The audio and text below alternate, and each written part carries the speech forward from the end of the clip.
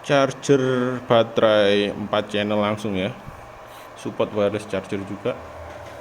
Input XT 90 ini,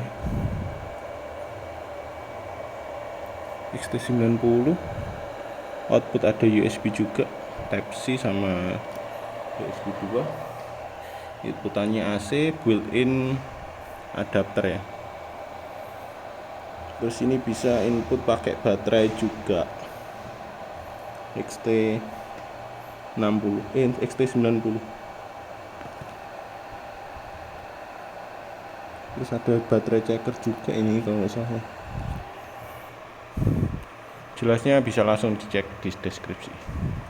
Gede banget ini guys, 4 channel.